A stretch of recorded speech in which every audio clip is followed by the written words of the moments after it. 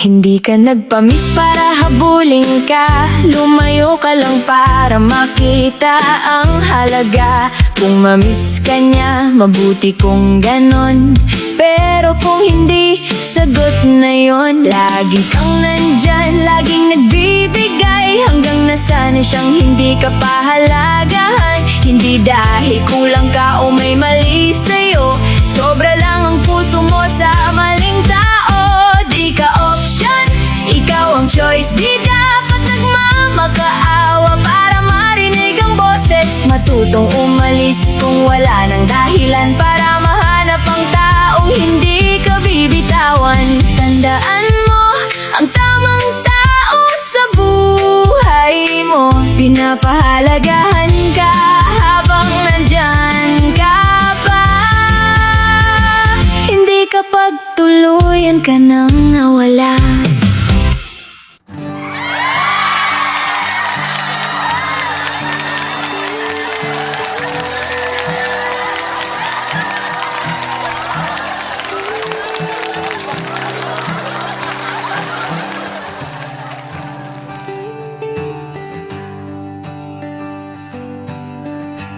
Kulet 5 litra, kulet nanay na may panindigan, kulet nanay na mawala man sa imo, never kang kalimutan. Kulet may prinsipyo, kahit sa mundo lang ng imo. Oras na may kailangan ka andyan, maasahan at mapagkakatiwalaan. Tawagan mo lang, di ka pababayaan. Kulet marami mang naging pagsubok sa buhay, patuloy na lumalaban. Kulet babaeng palaban, di sumuko sa lahat ng pinangdaan sa buhay.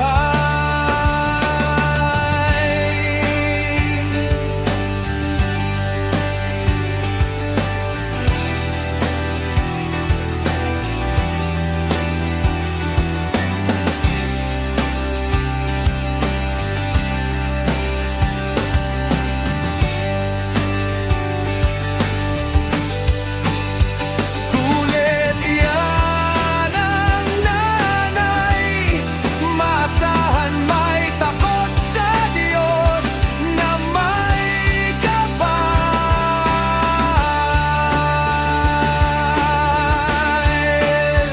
Marami man ang pangalan, kulet nag-isa ka lang sa puso ng mga anak. At tapo mo nanay, kulet saan man tao dalhin ng kapalaran, kulet pa rin. Ang nanay na mananatili sa puso ng bawat isa na nagpahalaga at gumagalang sa iyo. Gabayan tayo lahat ng Panginoon at alagaan niya ang ating nasimulan.